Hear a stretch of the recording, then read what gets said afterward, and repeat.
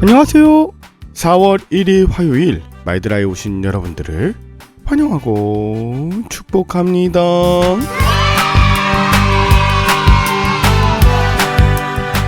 오늘은 4월의 첫날입니다. 다소 날씨가 쌀쌀하게 느껴지긴 하지만 이번 주 토요일은 식목일입니다. 파종하고 나무를 심는 이 일들은 날씨와 상관없이 또 시국과 상관없이 우리가 해야 하는 일인 것이죠. 내일 세상이 멸망하더라도 나는 한 그루의 나무를 심겠다. 이 마음으로 오늘도 말씀의 씨앗을 뿌리는 그런 저와 여러분들 하루 되시길 바라며 오늘의 마이드라를 힘차게 시작해 보도록 하겠습니다. 자, 출발!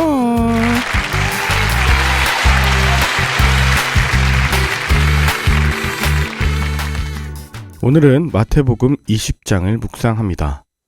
오늘 본문에는 포도원의 품꾼에 대한 이야기, 또 죽음과 부활을 세 번째로 이루시고 야고보와 요한의 어머니가 예수님께 한 자리를 요구해달라고 한 것과 그와 대조해서 맹인 두 사람을 고치신 이런 이야기가 나옵니다. 천국, 즉 하나님의 나라에 대한 이야기를 하고 있습니다. 먼저 오늘 본문 1절부터 16절까지 등장하는 포도원의 품꾼에 관한 비유는 어제 본문 마지막 19장 30절에서 예수님이 베드로에게 먼저 된 자로서 나중되고 나중된 자로서 먼저 될 자가 많다고 하셨는지에 대한 연속선상에서 이야기를 보아야 합니다. 예수님은 왜 이 세상에서 먼저 된 자가 하나님 나라에서는 나중된 자가 되고 그 반대도 사실인지를 설명해 주십니다. 그것은 바로 하나님 나라의 작동 원리가 하나님의 은혜이기 때문이죠. 자, 먼저 본문 1절에 보면 포도원 주인이 포도원 경작을 위해서 품꾼을 찾는 것이 아니라 품꾼들에게 일자리를 주기 위해서 이른 아침부터 나간 것처럼 묘사됩니다. 그래서 천국은 마치 품꾼을 얻어 포도원에 들여보내려고 이른 아침에 나간 집주인과 같다. 세상 어디에도 이런 사업가는 없을 것입니다. 모두 다 자기의 이윤을 먼저 생각하고 어떻게든 임금을 낮추려고 할 것인데 이 포도원 주인은 품꾼들을 먹여 살리기 위해서 포도원을 운영하는 사람과 같습니다. 이 주인이 불러주지 않으면 일할 수 없고 하루 벌어 하루 사는 자들과 그 가족들은 굶어야 했던 것입니다. 그런 자들에게 일할 수 있는 자리를 제공한 것 자체가 이미 은혜였습니다. 일할 기회가 그들에게는 선물이었던 것이죠.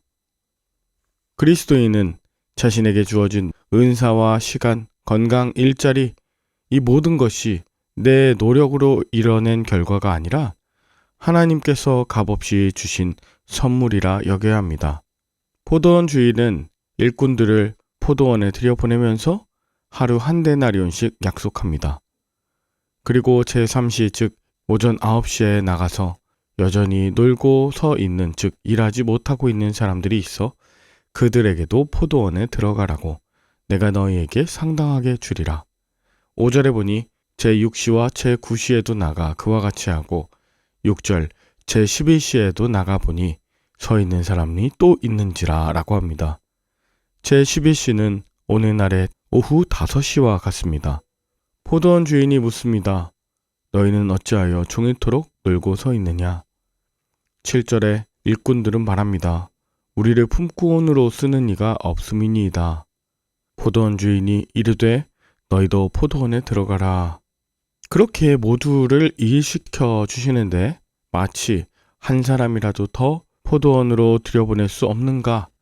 애타는 마음, 긍휼의 마음이 가득한 그 태도를 엿볼 수 있습니다.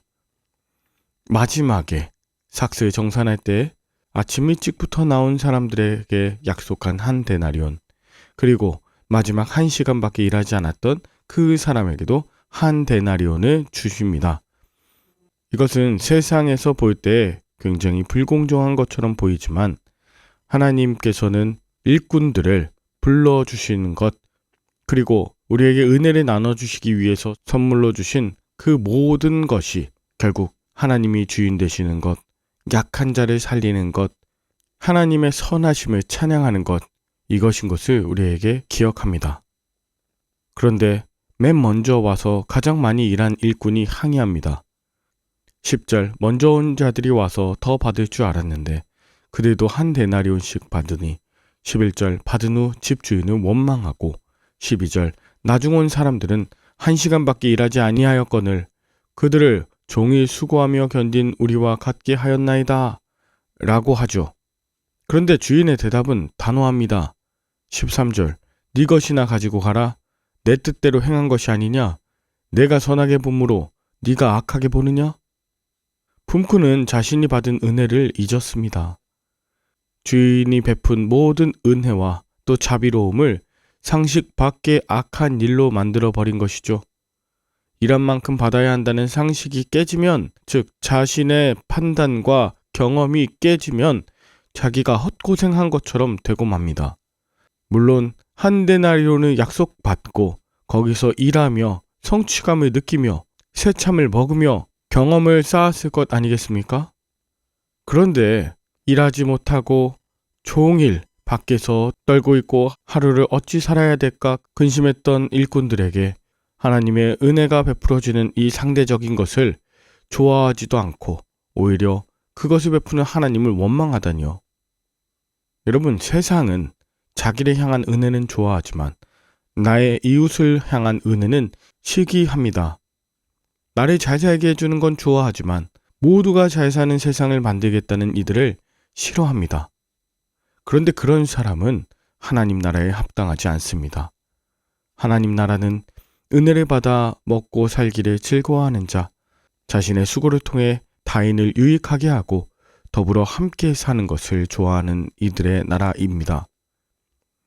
예수님은 이것을 위해서 17절 예수께서 예루살렘으로 올라가실 때 12 제자들을 따로 데리고 길에서 말씀하십니다. 보라, 우리가 예루살렘으로 올라가노니 인자가 대제사장들과 서기관들에게 넘겨짐에 그들이 죽이기로 결의하고 이방인들에게 넘겨주어 그를 조롱하며 채찍질하며 십자가에 못 박게 할 것이나 제3일에 살아나리라.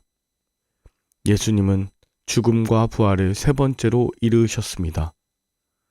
그런데 그때에 20절 세베대의 아들 어머니가 그 아들들을 데리고 와서 예수님께 나중에 한 나라 차지하면 자신의 아들인 야고보와 요한에게 큰 자리를 달라고 요청합니다. 이 세베대의 아들 어머니는 작은 어머니입니다. 학연지연 혈연으로 권력을 잡는 이런 것이 세상의 일반적인 모습이었는데 24절 12 제자가 듣고 그 두 형제에 대해서 분이 여깁니다. 예수님은 한결같이 26절 너희 중에 누구든지 크고자 하는 자를 너희는 섬기는 자가 되고 27절 너희 중에 으뜸이 되고자 하는 자는 서로 섬기는 종이 되라. 내가 온 것은 섬김을 받으려 함이 아니라 도리어 섬기려 하고 내 목숨을 많은 사람들에게 대속물로 주려 함이야. 너희도 이 모습을 따라 살 수 있겠니? 그리고 마지막 29절부터 34절까지 맹인 두 사람이 예수님이 지나가신 다음을 듣고 소리질러 주여 우리를 불쌍히 여기소서 다윗의 자손이여 하니 무리는 꾸짖어 잠잠하라 하지만 예수님은 그들을 불러 너희에게 무엇하여 주기를 원하느냐 물으시고 그들을 불쌍히 여기사 그들이 눈뜨기 원하는 것처럼 그들의 눈을 만지시고 곧 보게 돼서 예수님을 따랐다 합니다. 여러분은 오늘 본문을 통해 무엇을 느끼셨나요?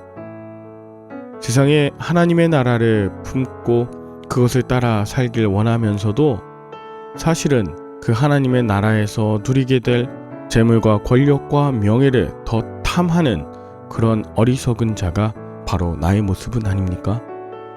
우리가 받은 은혜를 헤아려 보면 좋겠습니다. 모든 것이 은혜였습니다. 주님께서 내게 허비해 주신 사랑, 자신의 몸을 찢어서 살리시며 구원하신 그 은혜, 자기보다 품꾼들을 더 먼저 사랑하고 먹이시고 고치시고 들으시는 그 예수님의 사랑을 우리가 받았습니다. 이것이 하나님 나라가 작동하는 원리입니다. 이 땅에서 빛과 소금으로 산다는 건 우리가 이 원리에 따라 산다는 뜻이죠.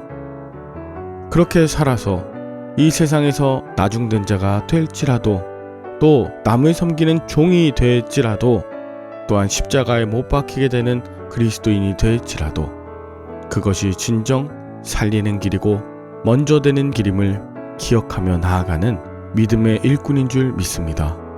오늘 하루도 하나님 나라 법칙으로 살아가시는 저와 여러분들의 하루 될 수 있기를 축복합니다. 함께 기도할까요? 하나님 아버지, 감사합니다. 먼저 남을 섬기는 은혜의 종 되게 하여 주옵소서. 앞을 보지 못하고 주님을 찬양하는 연약하고 가난한 이들을 붙들고 함께 나가며 예수를 따르는 우리 모두가 되게 하여 주시옵소서. 세상의 법칙과 주류 가치가 우리의 마음을 유혹할지라도 타협하지 않고 주님 앞에 온전히 서는 포도원의 품꾼들 다 되게 하여 주옵소서. 예수 그리스도 이름으로 기도 올리옵나이다. 아멘. 오늘도 좋은 하루 되시길 바라며 저는 내일 다시 찾아뵙도록 하겠습니다. 샬롬.